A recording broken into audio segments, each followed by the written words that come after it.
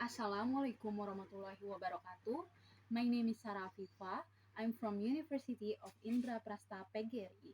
And now I will tell you about the legend of Roro Jonggrang.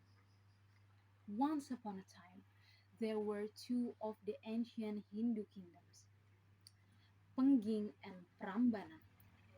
The kingdom of Pengging was ruled by a cruel king, by a greedy king, and his name is Damarmaya. The king had a son with a great power, and his name is Joko Bandung.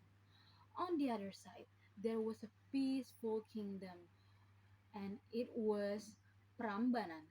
The kingdom of Prambanan was ruled by a very kind hearted king named Prabu Boko. Prabu Boko is a very kind man, but when it comes to a battle, he could be very dangerous due to his power. Prabu Boko also had a very beautiful daughter, and her name is Roro Jonggrang. Both Joko Bandung and Roro Jonggrang shared the same belief that they wouldn't marry anyone before their kingdom could take over the rival's kingdom. One day, Pengging and Prambanan got into a war. Those kingdoms had been enemies since the beginning. The merciless king of Prambanan, Prabu Boko, was killing all the soldiers of Pengging. Meanwhile, Joko Bandung left for the battlefield as soon as he got the permission from his father to join the battle. Joko Bandung went through the cursed forest. According to a legend, no one could make it through the forest. As soon as he entered the forest, Joko Bandung was attacked by the demon that dwelt there. Surprisingly, Joko Bandung was unable to defeat the demon. After being defeated, the demon offered to serve Joko Bandung for the rest of his life, but only if Joko Bandung didn't murder him. And then Joko Bandung agreed, and the demon's name was Bondowoso.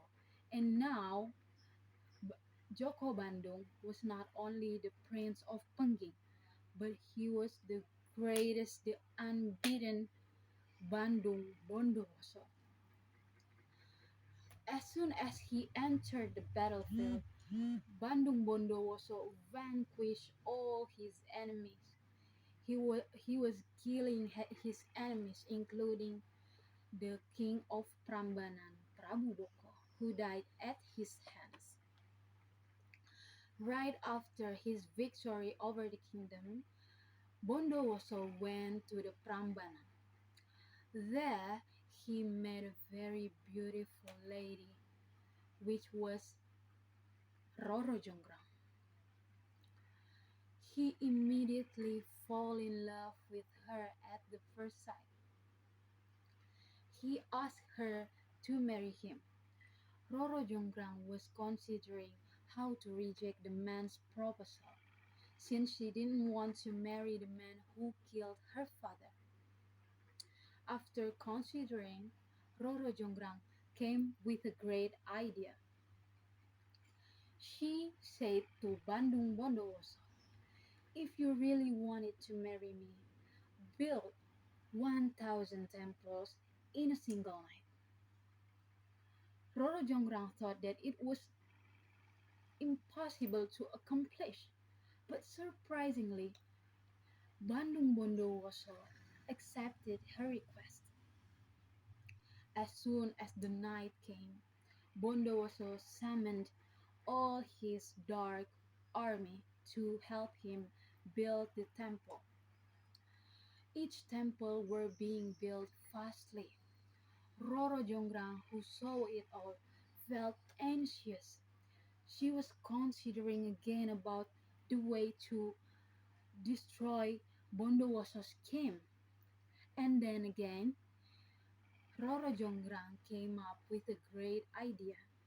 She asked all of her servants the men to burn the hay in the east, and the women to make some noise by pounding the mortar. The rooster who saw and heard it all thought it was morning already, so the rooster starts crowing. Cuckoo! And then the genie who saw it all thought that it was done. The leader of the genie says, "It's done already. Let's go back to our place." And then the demons, the dark army, the genie stopped their working, and then he ran for their life in order to protect themselves from the sun, which they were afraid of. Bandung Bondowoso, who saw it all, couldn't stop the genie from leaving. He was furious. He knew that it was Roro Jonggrang's trick. He came to Roro Jonggrang and then he said, "You cannot fool me, Roro Jonggrang. I know this was your plan. I already have 1999 temples, and now I just need one more temple to finish. Now I will make you as the 1000th temple." Suddenly, Roro Jonggrang's body turned into a stone. Until now, the temple is still standing in central Java in the Prambanan area. And now the temple is called Candi Prambanan or Candi Roro Jonggrang. Thank you.